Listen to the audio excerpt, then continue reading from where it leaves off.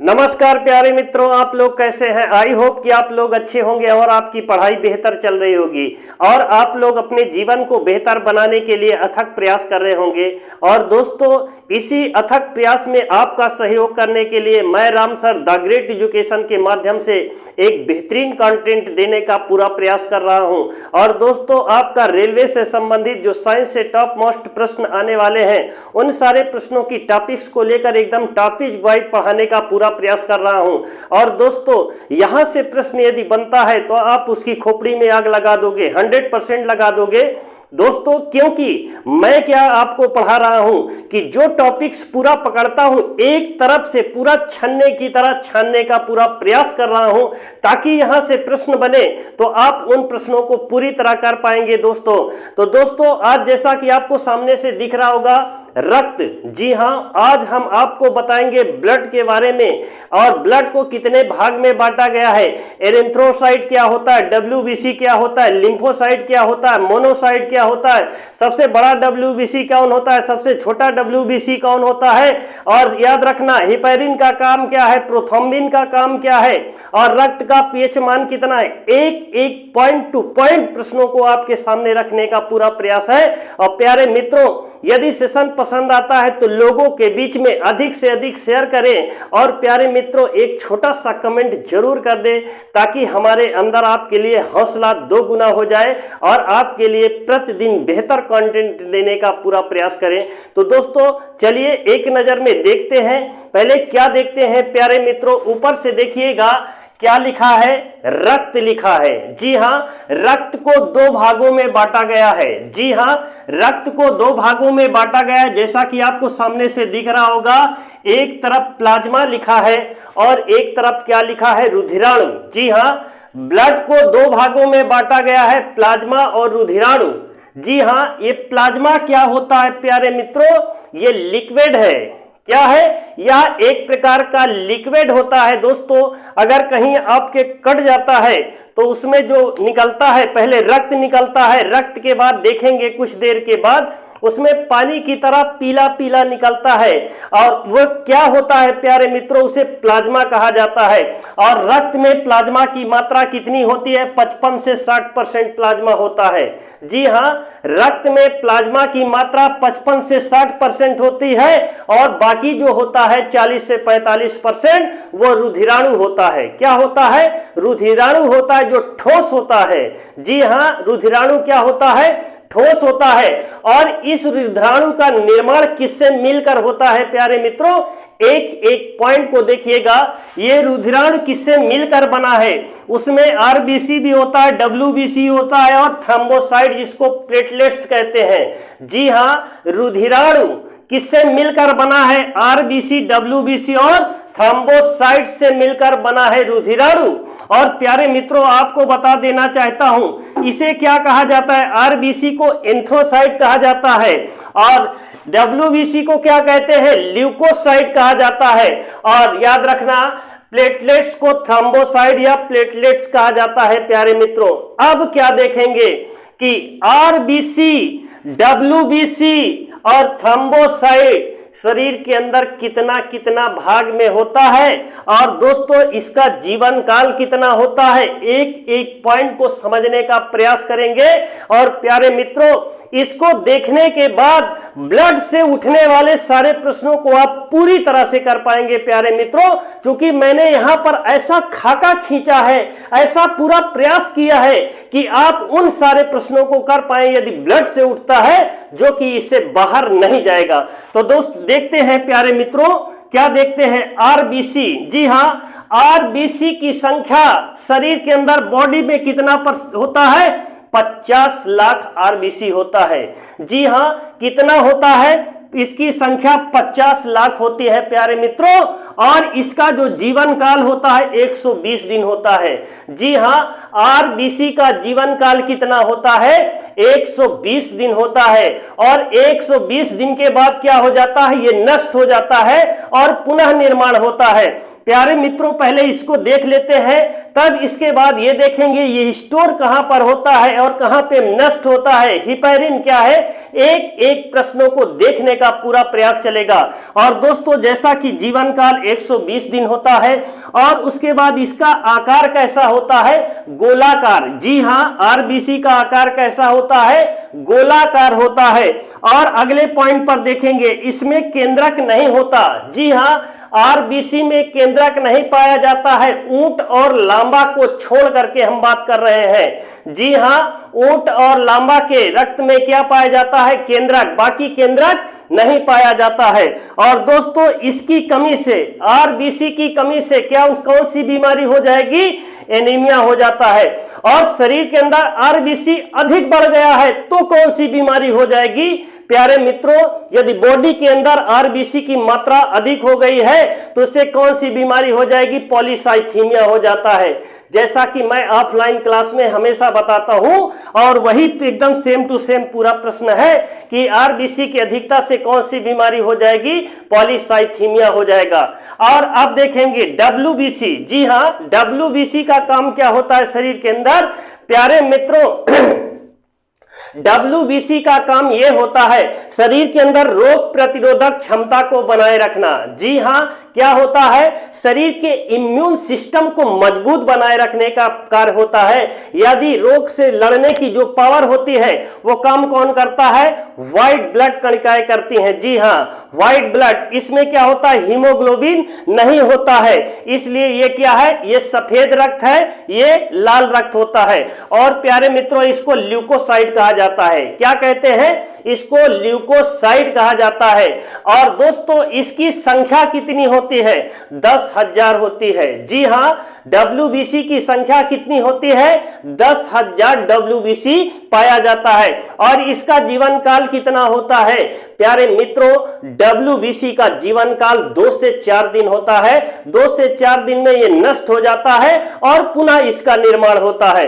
और प्यारे मित्रों चौथे स्तंभ पर इस देखेंगे क्या लिखा है, सबसे बड़ा डब्ल्यूबीसी। जी हां, डब्ल्यूबीसी में सबसे बड़ा डब्ल्यूबीसी की बात करें तो प्यारे मित्रों उसका नाम मोनोसाइट है। क्या है, मोनोसाइट सबसे बड़ा डब्ल्यूबीसी होता है। और सबसे छोटा डब्ल्यूबीसी कौन होता है, लिम्फोसाइट। जी हां, लिम्फोसाइट सबसे छोटा डब्ल्यूबीसी और सबसे बड़ा डब्ल्यूबीसी कौन होता है, मोनोसाइट होता है प्यारे मित्रों। और याद रखना इसमें क्या पाया जाता है, इसमें केंद्रक पाया जाता है। जी हां, क्या पाया जाता है, इसमें केंद्रक पाया जाता है।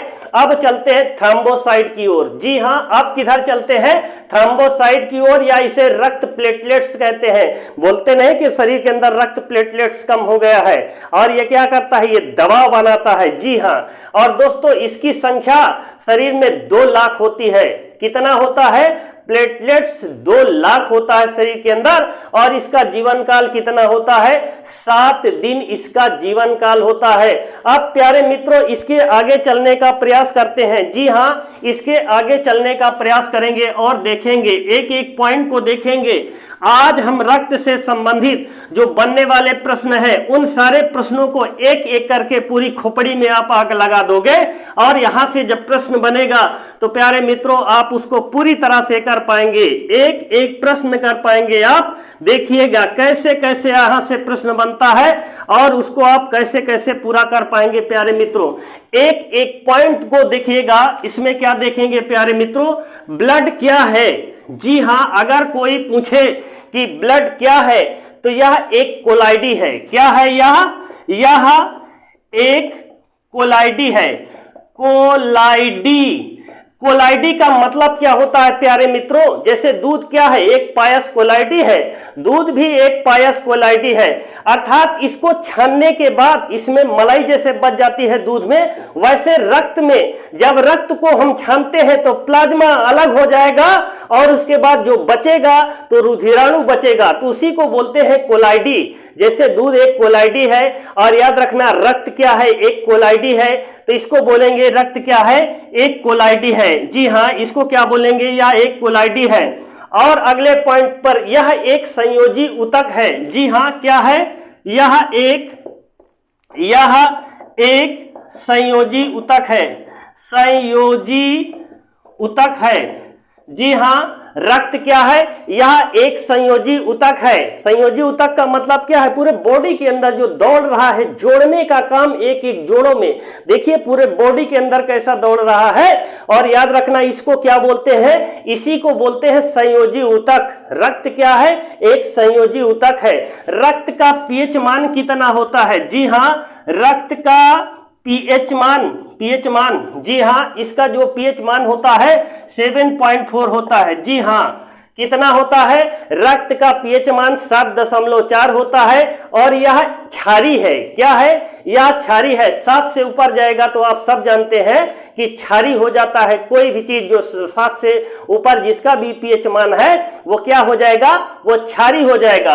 और अगले पॉइंट पर क्या देखेंगे प्यारे मित्रों कि पुरुष में, जी हाँ, पुरुष में ब्लड की मात्रा कितनी होती है, पुरुष में ब्लड की मात्रा 5.5 लीटर। इसका मतलब यह है कि 5.5 लीटर होता है। जी हाँ, एक स्वस्थ मनुष्य के अंदर जो ब्लड की मात्रा होती है कितना होती है, 5.5 लीटर, 5.5 लीटर होता है।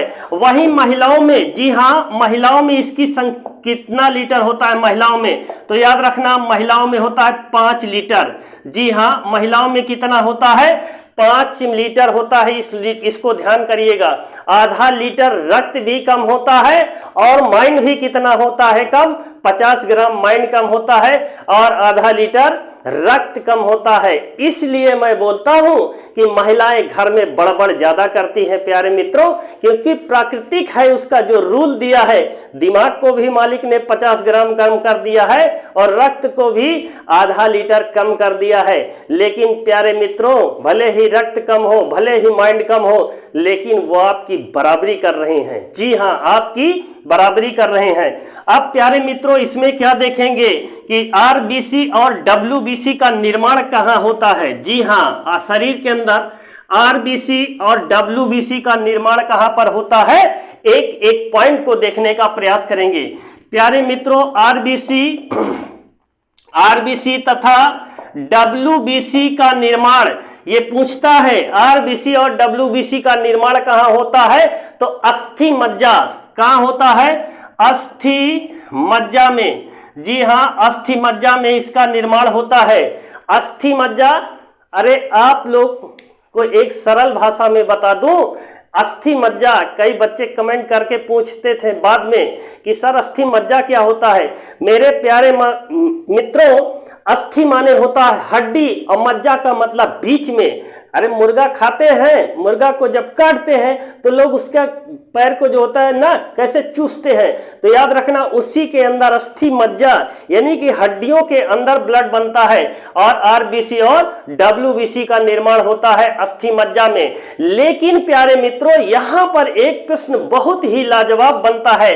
और लाजवाब क्या बनता है, आरबीसी और डब्ल्यूबीसी का निर्माण भ्रूण अवस्था में कहां पर होता है। जी हां, भ्रूण अवस्था में इसका निर्माण याद रखना मेरे प्यारे मित्रों कहां पर होता है, यकृत में। जी हां, कहां पर होता है, यकृत में होता है।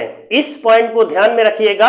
अगर भ्रूण अवस्था में पूछेगा कि डब्ल्यूबीसी आरबीसी का निर्माण कहां होता है, यकृत में होता है, लीवर में होता है। और प्यारे मित्रों याद रखना, आरबीसी और डब्ल्यूबीसी कहां पर स्टोर रहता है, कहां पर एकत्र रहता है, तो मेरे प्यारे मित्रों कहां पर होता है, स्प्लीन में। स्प्लीन में होता है, याद रखना। और प्यारे मित्रों, स्प्लीन को क्या कहा जाता है, तिल्ली कहा जाता है। जी हाँ, क्या कहते हैं, इसी को तिल्ली कहा जाता है, स्प्लीन को। और इसी को प्लीहा कहा जाता है। स्प्लीन या इसको क्या कहते हैं, प्लीहा कहा जाता है। यहीं पर आरबीसी क्या होता है, एकत्र होता है। जी हाँ, क्या होता है, यहाँ पर एकत्र होता है प्यारे मित्रों, और यहीं पर इसकी मृत्यु भी हो जाती है। आरबीसी का कब्रिस्तान किसको कहते हैं, प्लीहा या स्प्लीन या तिल्ली को कहा जाता है। यहीं पर ये स्टोर भी होता है, याद रखना, इस पॉइंट को ध्यान में रखिएगा। और बनता कहाँ है? अस्थि मज्जा में बनता है प्यारे मित्रों। और स्टोर कहां पर होता है? तो याद रखना स्टोर होता है प्लीहा में। और पॉइंट को समझिएगा मेरे प्यारे मित्रों, एक एक पॉइंट को समझने का प्रयास करेंगे ताकि इससे यहां से प्रश्न बने तो आप पूरी तरह उसको कर पाए। जी हां। और प्यारे मित्रों, हिपैरिन प्रोटीन का निर्माण कहां होता है? यकृत में। और हिपैरिन प्रोटीन का काम क्या होता है? रक्त का थक्का। जी हां, रक्त का थक्का बनाने में सहायक प्रोटीन। जी हां, रक्त का थक्का बनाने में सहायक प्रोटीन कौन है? Fibrinogen protein. Fibrinogen protein. अगर ये ऑप्शन में नहीं मिलेगा तो प्रोथ्रोम्बिन होगा। क्या होगा? प्रोथ्रोम्बिन। फाइब्रिनोजन प्रोटीन या प्रोथ्रोम्बिन होगा। रक्त का थक्का बनाने में सहायक प्रोटीन है। और दोस्तों, आपको आज का जो ये सेशन है, ये एकदम से आपको बहुत ही अच्छा सेशन है प्यारे मित्रों। अगर आपने रक्त को नहीं पढ़ा तो बायो में आपने कुछ भी नहीं पढ़ा। और दोस्तों, ब्लड ग्रुप की खोज किसने किया है? जी हां, ब्लड ग्रुप की खोज। जी हां, ब्लड ग्रुप की खोज किसने किया है?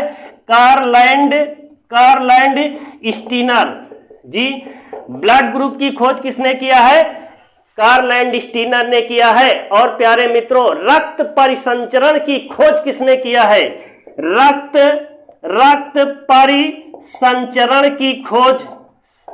परिसंचरण की खोज किसने किया है? याद रखना, विलियम हार्वे ने किया है। इस पॉइंट को ध्यान में रखिएगा। और प्यारे मित्रों, एक पॉइंट और बता देना चाहता हूं, हीमोग्लोबिन में जी आयरन की मात्रा। जी हां, रक्त में याद रखना आयरन की मात्रा हीमोग्लोबिन में। जी हां, हीमोग्लोबिन की वजह से रक्त कैसा रहता है? लाल रहता है। और हीमोग्लोबिन में याद रखना आयरन की मात्रा कितनी होती है? 14 ग्राम होता है। जी हां। और यही मात्रा महिलाओं में कितना होती है? महिलाओं में हीमोग्लोबिन में आयरन की मात्रा, महिलाओं में याद रखना 13 ग्राम आयरन पाया जाता है। 13 ग्राम आयरन। और पुरुषों में 14 ग्राम। और प्यारे मित्रों, आपको बता देना चाहता हूं, इसीलिए क्या होता है, अगर उनमें 13 है, आप में 14 है, अगर दोनों को एक समान गति से लाठी से वार किया जाए तो महिलाओं को अधिक चोट लगेगी। क्यों चोट लगेगी प्यारे मित्रों?